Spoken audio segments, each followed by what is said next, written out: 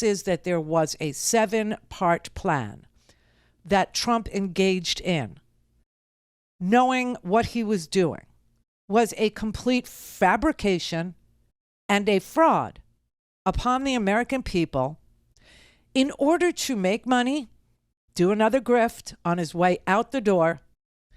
And if violence ensued, oh, well, maybe Mike Pence deserved it. And he would go to great lengths in order to continue to rake in the dough.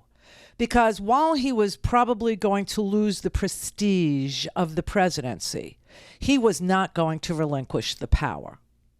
And the power in Washington is the money.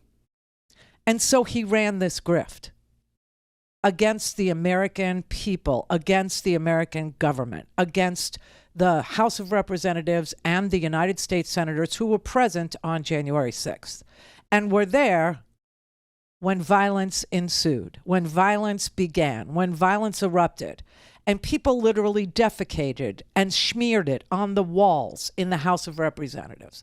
And people literally were planning to have rapid reaction teams come in as soon as the President of the United States declared martial law or used the Insurrection Act to allow them to shoot and kill everyone who was gathered in the same place in that Capitol on January 6th. This is what Stuart Rhodes, this is what Enrique Tarrio, this is what Joe Biggs, this is what Alex Jones, this is what they all wanted to happen. It's what they wanted to do. They wanted to overthrow the United States government, and Trump was lying to them for money for himself and didn't really care if it unleashed the whirlwind and people died, which they did, 9 people. Although you'd never know that from watching Fox, who denies anybody died.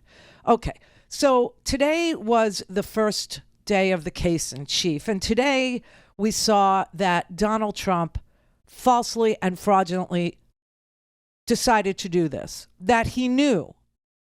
Everybody told him so, from the Attorney General of the United States to his own campaign advisors to everybody except for a drunk Rudy Giuliani, who said to the president, as he was drunk on election night, just go out there and say you won.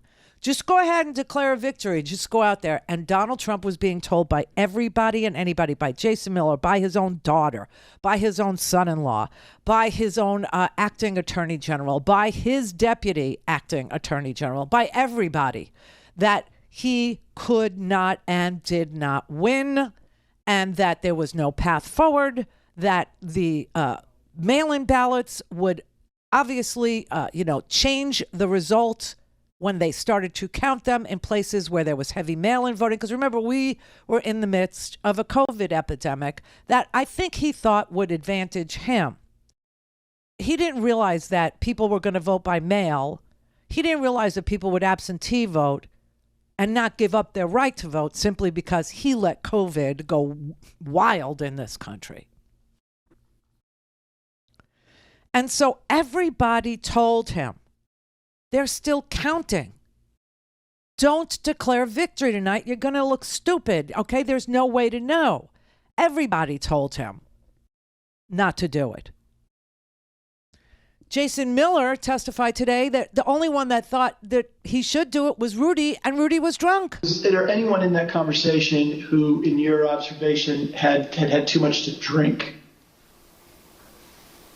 Like Rudy Giuliani. Tell me more about that. What was your observation about his potential intoxication during that discussion about what the president should say when he's addressed the nation on election night? And the mayor was definitely intoxicated, but I do not know his level of intoxication when he spoke with the president, for example. Were you part of any discussions with the people I mentioned, Mr. Steffi and Mr. Meadows, or anyone else, about whether the president should make any sort of speech on election night? I mean, I spoke to the president. They may have been present, but President spoke to the president several times that night. There were suggestions by, I believe it was Mayor Giuliani, to go and declare victory and say that we'd won it outright. It was far too early to be making any calls like that. Ballots were still being counted. Ballots were still going to be counted for days. And it was far too early to be making any proclamation like that. I remember saying that, to the best of my memory, I was saying that we should not go and declare victory until we had a better sense of the numbers. But Donald Trump did go out and declare victory. He said, frankly, we won that night. And the only person that was advising him to just go out and declare victory that night was Rudy Giuliani, who was inebriated. He was drunk.